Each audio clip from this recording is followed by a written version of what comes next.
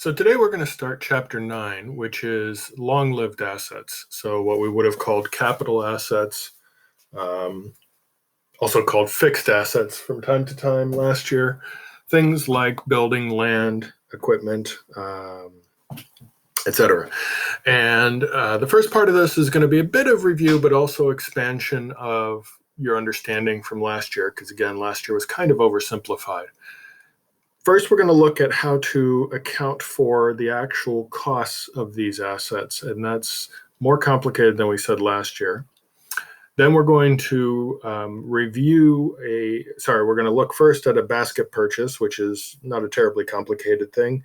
And then we're going to review depreciation. After that, there's going to be a quiz, and then we'll move on to the new material for this year, which are things like disposing of those assets. So let me blow this up for you. So again, the key idea here, and we're going to get into some stuff that we didn't talk at all about last year, but the idea is we're looking at all of these assets that typically waste away, with the exception being land, or that otherwise are depreciated. So we're going to look at property, plant, and equipment, which are usually wrapped up together. Determining cost, revising depreciation, and disposing of those things. Something we didn't really talk about last year is what happens if the depreciation schedule changes. We're also going to talk very briefly about natural resources, which is a specific type, things like timber or gold or oil under the ground, stuff like that. And then we're going to talk about intangible assets, which again is not something we talked about last year, things that don't really have a physical substance, but are still assets in the sense that they contribute to our business. And keep in mind that long-lived assets, again, I will frequently call these capital or fixed assets or long-term assets. They all have one thing in common, which is they provide benefit to the company over multiple periods, multiple fiscal periods, multiple years. Okay. And of course, we'll look at some analysis of those using ratios like we have been doing. So property, plant, and equipment, the first kind of collection. And really, when you look at most real financial statements, these major types are usually lumped together into one line item on a balance sheet called property, plant, and equipment, PPE. Not to be confused with personal protective equipment. But usually, and I would say for the most part, almost definitely have to, most companies will break down their PPE further in the notes, and you'll see that when you do your research assignment. So these are long-lived assets owned by the company. Of course, that means they're used to produce goods and services. Okay? These have physical substance, equipment, buildings, land. They all have a specific, physical property. They're used in the operation of the business, and they're not intended for resale to customers, and that's a key thing. So property would be the land that Ford owns to put its plant on. But if you're a, for example, mortgage company, or let's say you buy and sell land, you're in charge of Trump properties, perhaps land might be actually inventory at that point. So the idea is these aren't meant to be resold to customers, although you'll see when they reach their end life, they might be sold. That's not their purpose. Their purpose is to provide production.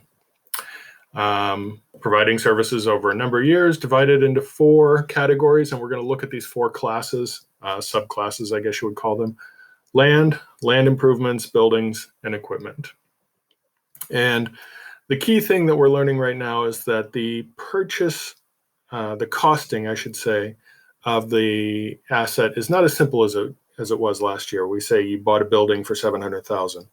Well, that's not really how it works. There are multiple pieces that go into buying a building. You have to register permits. You have to do things like pay off back taxes. All those, you'll learn, some of those get absorbed into the actual cost of the asset. So The cost includes purchase price, non-recoverable taxes, less discounts and rebates. What that means is all the costs necessary to bring the asset to the location and make it ready for use. So the purchase price of a piece of equipment, let's say Ford plant is purchasing $1 million piece of equipment. Well, the $1 million is just the price, the cost that they're paying for it. But they also have to pay to ship it to their plant. Talking usually a fairly substantial piece of equipment, fairly big sized. They may actually have to insure it while it's en route. They may have to pay to get someone to install it properly so that it functions the way it is and even test it. And finally, they may have to train people on how to run it. All those are part of the costs of acquiring the asset and making it ready for use. And once it's ready to be used, of course, we know that's when it begins to depreciate. There are times, particularly with land, when you actually have to restore the asset when it's retired. We call those asset retirement costs. Those are also factored in to the cost of the asset. So if I have to, let's say, drain the equipment of oil in order to make it environmentally safe to dispose of, that cost would be estimated at the time of purchase and added to the cost of acquiring that good. All these costs are what we call capital expenditures. In other words, a capital expenditure is what we pay to benefit future periods. So obviously, when we buy the piece of equipment, we're paying something to benefit future periods, the capital expenditure. It's going to be, and we'll touch base on this again later on, but the capital expenditure idea is important because if we pay something only to benefit the current period, that's not a capital expenditure. It's what's called an operating expenditure. And it does not get included in the cost of the asset. So something you guys might be familiar with. I buy a car for my business. I have to insure it. The cost of insuring it might seem like part of the cost to get it ready to use, but it isn't. The cost to insure it is only good for this period. I'm not insuring it for multiple years, just this year. So that is actually an expense. It's not part of the cost of acquiring the actual car. If, however, I decide I need to paint my logo on the car, well, that logo is going to last for, as long as the car is, hopefully, and at least several periods. So in that case, the cost of painting the logo on the car is a capital expenditure, and it does get absorbed into the cost of the asset. So the car will be underneath the car account, it'll have the price of the car plus the cost of the paint. The insurance will just be put to insurance expense because it's not a capital expenditure. If that isn't entirely clear, don't worry about it. We're going to revisit that later on. Okay. So as I said, costs that benefit only the current period are called operating expenditures. They are not included in the cost of the asset. They're only expensed. Each of these will have their own little examples. So cost of land, what's involved in buying a piece of land? Well, of course, there's the purchase price. You have to buy the land, okay? But there are also legal fees oftentimes, and you may even have to survey the land to make sure that you understand the borders properly. Those are all wrapped into what we call closing costs, and those are part of the cost of the asset as well. So if I buy it for $1 million, but I have to pay $50,000 for legal fees to get the deed transferred to the land, that $50,000 goes into the asset called land. My land asset is now $1 million and $1,050,000. There's also the cost of preparing the land for intended to use. That's often called grading and clearing. So you may have noticed when the French board purchased the building, at the space, I should say, the land north beside our north campus. They needed to clear trees, they needed to clear shrubs, etc., and they needed to level the land. That's called grading. All those costs were part of the cost of acquiring the land and getting it ready to use. In other words, you can't just start building a building on there if there's still plants on there. So that idea of clearing off the land is also part of the cost Keep in mind, key thing about land doesn't depreciate. So we're adding these costs in. We're never going to depreciate it. There really are no, not that I can think of, other costs involved in the purchase of land. However, if you, let's say, purchase a piece of land with an old building on it, and you decide to destroy the building in order to build a new building, you want to build a new plant there, so you have to get rid of the old building, whatever it is. That's actually part of the cost of acquiring the land and getting it ready for use as well. So that should also include any cost to prepare the land, includes getting rid of old buildings if they're on there. Land improvements, the separate section, are things that are added onto land but not quite buildings. So think of fences, parking lots, landscaping. If you look at the school, okay, we've got the field in the back that is fenced off, the football field with, what do you call those, bleachers, okay? And we have the parking lots, and we have the lights now with the parking lots, and we even have some landscaping, the bushes, etc. If I'm adding all of those to my land after I've purchased it, those are called land improvements. They're not part of land. And the reason they're not part of land is because land doesn't depreciate, doesn't get used up, but parking lots and fences do. They have a limited life. Eventually the parking lot will break down. Eventually the fence will fall down. So those are separate assets because they depreciate. Okay. So it's just key to remember that, let's take an example. I buy a piece of land.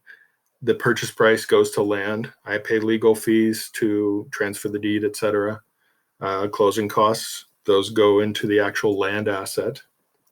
And it has a bunch of trees and shrubs, etc. And I have to clear it and grade it. All those costs go to land.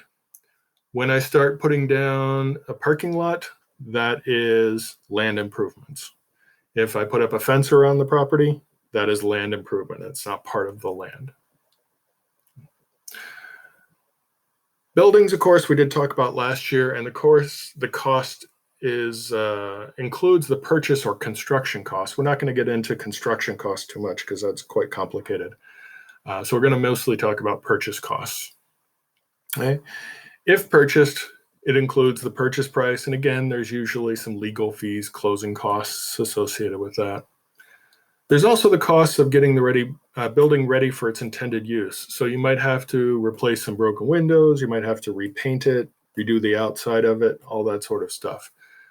If you're doing it before you start using it, if you're doing any sort of remodel or repair before you start using it, those costs get absorbed into the building asset. They get allocated and you literally debit building. If, however, you're repainting it after you've started using it, or you replace a broken window after you've started using it, those are maintenance costs and their expenses.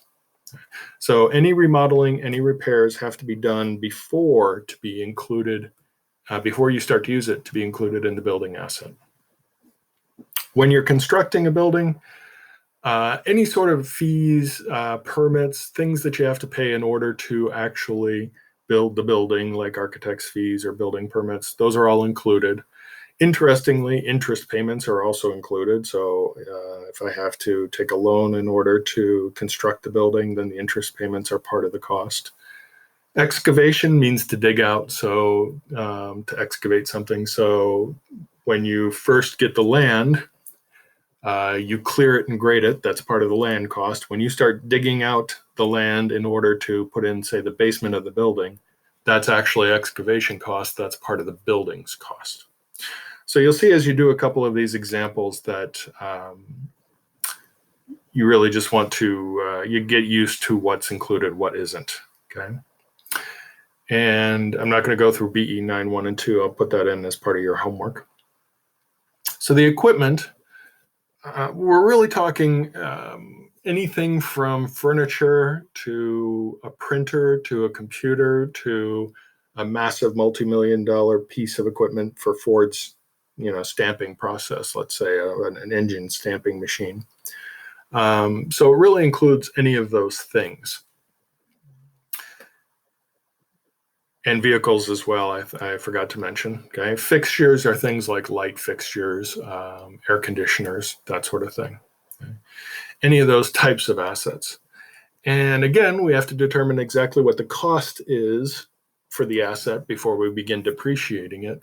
Well, of course, it includes the actual purchase price, but it might also include freight charges and insurance. So shipping the thing to me and making sure that it's insured during transit, not regular insurance. If I just buy insurance on my vehicle, that's not included. But if I have to pay and insure the vehicle while it's being shipped to me, then that insurance is actually included. And then this is more for things like machinery, any sort of assembly, any sort of installation, any sort of testing or calibrating would be included in the equipment. So when I say included in the asset, all I'm saying is instead of debiting testing expense or installation expense, we're actually debiting equipment. So give the brief exercises and exercise a try here. I'm going to actually do this while I'm talking so I don't forget about it. Do BE9 to, let's just add this in, BE91 and 92. And hopefully by the end of this, you get a pretty decent sense, and we'll keep revisiting this, of the true cost of purchasing property, plant, or equipment.